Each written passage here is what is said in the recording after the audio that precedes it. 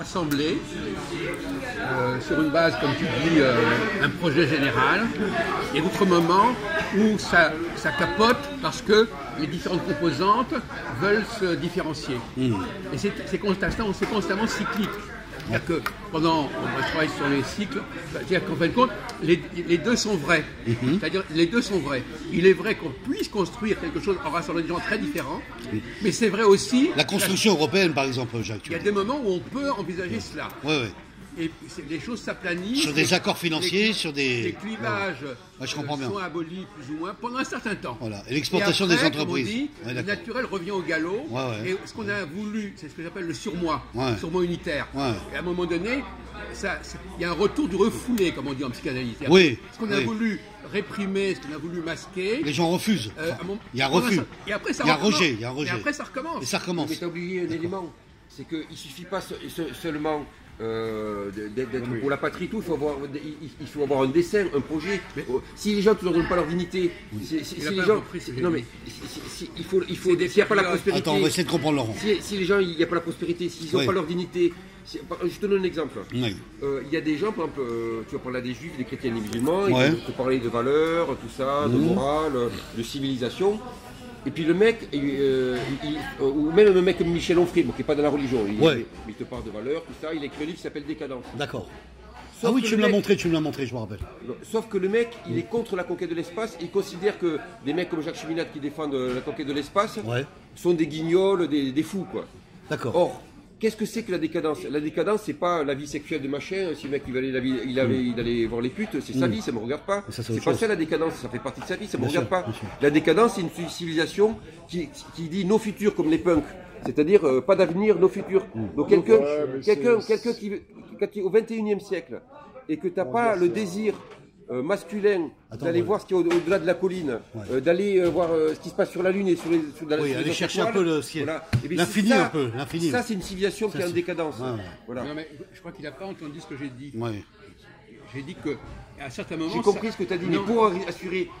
Moi, je ne crois pas au cycle. Moi, je pense qu'il y a un complot. Bon, comme ça, c'est clair.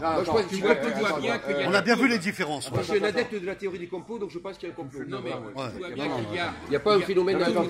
Ça ne se passe pas tout le temps de la même manière. Il y a des moments où il y a des rejets. Vous avez des bonnes discussions, mais ça déborde. Non, pas du tout. Quand on reste sur le rouge, on reste sur le rouge. Quand on reste sur le bleu, on reste sur le bleu. Là, tout à l'heure, il a parlé de période. C'est vrai, il y a des cycles. Je suis d'accord avec lui, il y a des cycles. Quand on reste sur le rose, il y a des cycles. Quand on est sur le rose, c'est comme le jour et la nuit. Il y a des moments où les gens. Non, mais attends, mais la question. Attends. Depuis la guerre de 1870, c'est un exemple. Tout est l'histoire de cycles. Oui, les fameux cycles de Kondratiev. Non, mais pas cycle de croyance. Il n'y a pas que le cycle économique. Alors, cite-moi l'exemple, Jacques, là-dessus. C'est pas un cycle de croyance ou c'est un cycle d'évolution ou de progression qui peut être bloqué, qui peut être progressé, qui peut évoluer. Mais comment dire, il faut rester sur la lignée. La lignée, il ne faut pas déborder. C'est un exemple. Quand je parle de féministes, par exemple, c'est vaste, mais on doit rester dans le sujet. Parce que féministe, il y a peut-être comme il y a toutes sortes de féministes. Tu as des féministes bordés qui sont dans le féminisme par profit, parce qu'ils n'ont rien dans la tête. Anarchiste. La féministe anarchiste. C'est comme dans la religion, c'est un exemple. Voilà. Des fois, c'est bien de parler peu et d'expliquer clairement que de déborder sur. Parce qu'on ne fait pas de politique. On veut comprendre les avis des autres. Non, mais Lolo, il a dit, il a embranché en disant la cause féministe a été avec comme projet de supprimer ou de déstabiliser l'État-nation. C'est pour ça qu'on est passé. Oui, voilà. C'est un exemple. C'est les féministes qui ont dénoncé ça. Par le sujet national, bien sûr. Les vieilles féministes qui ont dénoncé ça. Non, c'est pour dire que ça a basculé comme ça. La conversation a basculé. Quand t'es jeune, tu te fais manipuler, après tu vois l'organisation qui dénonce. Qui a dénoncé? Éviter les influences. Qui a dénoncé toutes les idéologies, toutes les religions, qui les a dénoncées? C'est ceux qui venaient de l'intérieur qui l'ont dénoncé. Ouais. C'est pas des mecs des fous. Par exemple, qui a dénoncé par exemple le judaïsme? Bon, à part les mecs qui veulent zigouiller des juifs. Ce sont les gens du judaïsme qui ont dénoncé, ils ont dit putain c'est de la merde, je veux pas. Pareil pour le catholicisme, qui a dénoncé l'église, c'est le mec de l'église catholique, comme moi je viens de l'église catholique, et qui dénonce, putain regardez, vous faites pas entuber, je me suis fait entuber, faites pas pareil que moi, vous allez vous faire entuber aussi, c'est tout.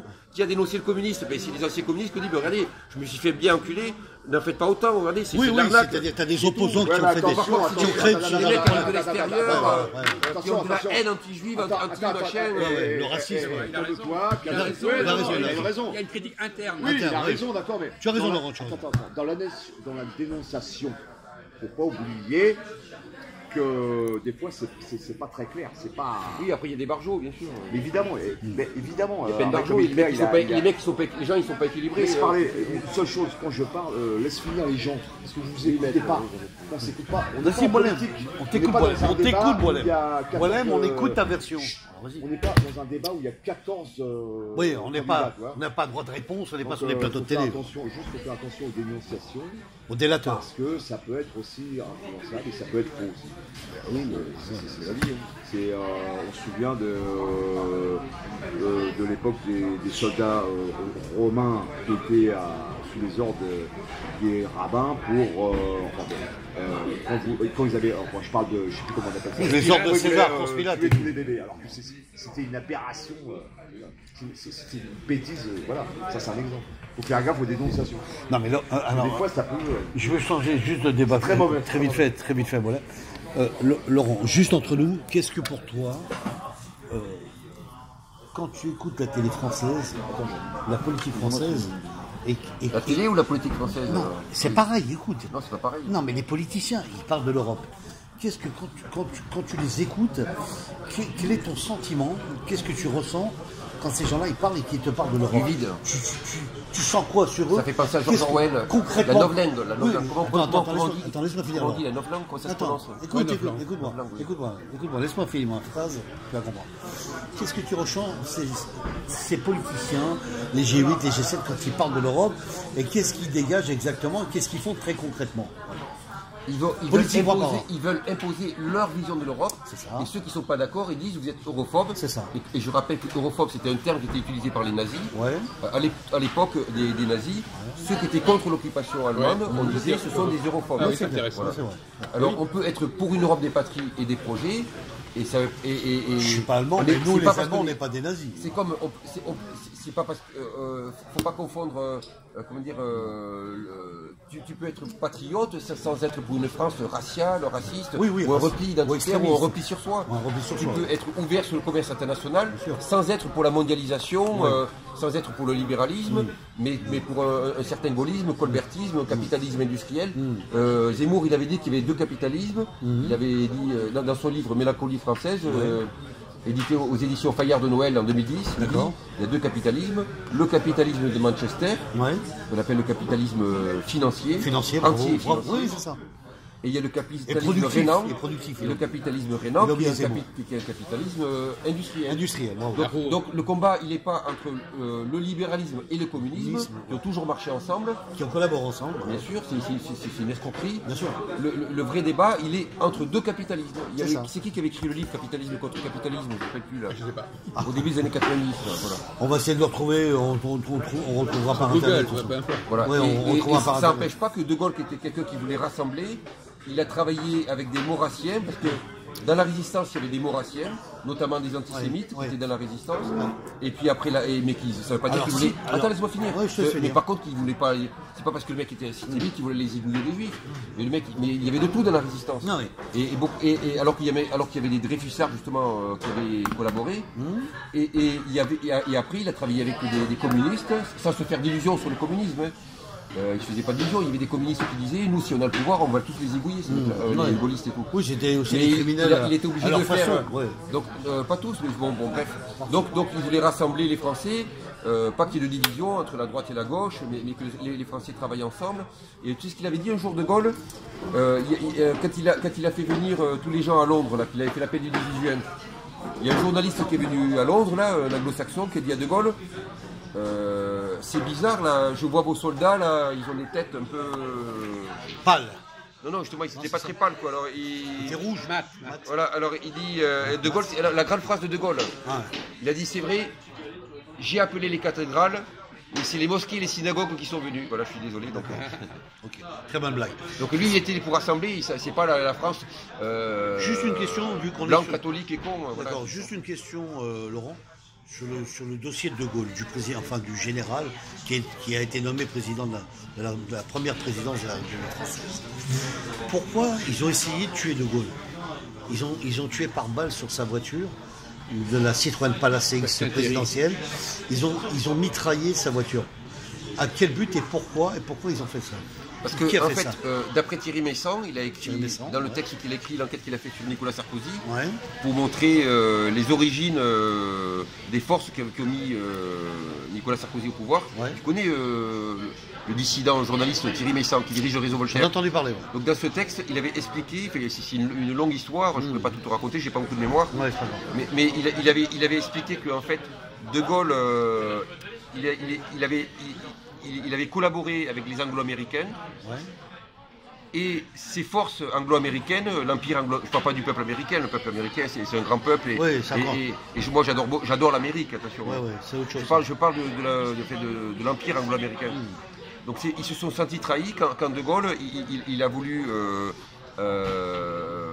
laisser tomber la politique colonialiste. C'est bien ça. Voilà. Ah oui, Donc, c'est ça. quand De Donc, Gaulle c'est- a voulu c'est l'Algérie abandonner française, C'est bien ça, c'est bien ça. la politique Je voulais colonialiste, qu'ils le disent. Laurent. ces forces anglo-américaines se sont senties trahies parce que De Gaulle était quand même à leur service. Bien sûr. Et De Gaulle a eu énormément de caractère.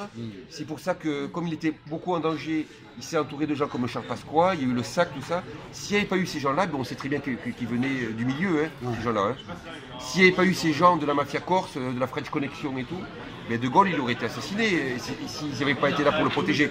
Donc on n'est pas au pays des bisounours dans la politique. C'est ça. Donc on avait besoin de ces gens-là pour protéger le général De Gaulle. J'ai pas compris. Quel était l'intérêt des Anglo-Américains à garder les colonies, à ce que la France garde ses colonies? Mais parce que c'est. Non, mais il y a plusieurs forces chez les Anglo-Américains. C'est-à-dire que, en fait, il y a une force qui est très éclairée chez les Anglo-Américains, que tu retrouves dans la Navy, dans la marine américaine, dans les gens qui dirigent la marine américaine, et que tu retrouves dans le FBI. Et puis il y a des forces regroupées autour des gens comme autour de la CIA, qui sont des forces impérialistes. Alors il voulait que la France garde son empire. Par exemple, Franklin Delano Roosevelt, lui, il voulait sortir de la politique impériale colonialiste. Il avait dit à Churchill. Alors, c'est le contraire. Oui. Alors, ils ont pris le Mais c'est qui contre-pied. pas les Américains, les Français, les Il y a eu ici le cas de Woodrow Wilson. Wilson, le président. Non, À la fin de la Première Guerre mondiale, il voulait la décolonisation de tout le monde. non, Exactement, mais, c'est ça, mais Jean. c'est compliqué. Enfin, c'est pas compliqué. Moi, Bon, alors donc je finalement, il maîtrise y a pas. des Américains qui voulaient que la Moi, France garde l'Algérie, c'est ça? Non. Roosevelt, lui, il voulait qu'on en finisse avec les empires coloniaux. C'est Et ça. après, Il voulait, et il ne faut pas s'arrêter Il à voulait ça. clôturer le Parce que les gens chapitre, ils disent en ça, mais ils oublient. Il faut terminer la phrase. Ouais. Il voulait un global New Deal. C'est ça. Donc lui, et d'ailleurs, il y avait des gens comme le pape Paul VI qui disaient le nouveau nom de la paix, c'est le développement. Tu ne peux pas avoir la paix, la décolonisation s'il n'y a pas de développement des pays du Sud. Parce qu'il faut que l'Afrique puisse transformer ses matières premières. L'Afrique, c'est un réservoir de matières premières à bon marché. On peut basculer dans l'ésotérisme parce que j'en ai marre d'être dans la politique officielle. Oui. Bon, si tu regardes les théories ésotériques, on dit qu'en fait, ce qu'on appelle les dieux, qui seraient en fait des extraterrestres, ils ont utilisé pendant des centaines de milliers d'années l'Afrique comme réservoir de matières premières à bon marché. Parce qu'il y a les matières premières dont ont besoin les extraterrestres, notamment l'or. Et le café. L'or, c'est très utile parce que quand tu prends de l'or et que tu le mélanges avec les menstrues des Amasutum, c'est les femelles reptiliennes, ça permet à ces gens-là d'avoir la vie éternelle. Pas chez nous, parce que nous, on a été trafiqués génétiquement.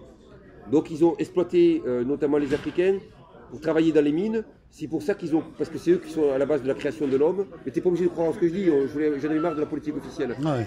Et donc, c'est pour ça que les pygmées sont de petite taille. Les pygmées, ils ont été créés de petite taille, non pas parce que c'est, comme disent tous ces racistes, que ce seraient des animaux qui se sont adaptés à la forêt, tu vois, parce que nos scientifiques, ce sont des racistes avant tout. Mais ils sont de petite taille, on les a créés comme ça pour travailler dans les mines.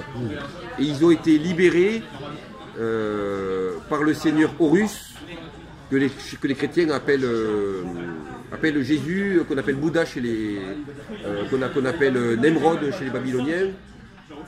Et Horus, c'est le dieu blanc. Parce qu'il a des gènes de Kingu, comme la race blanche a des gènes de Kingu.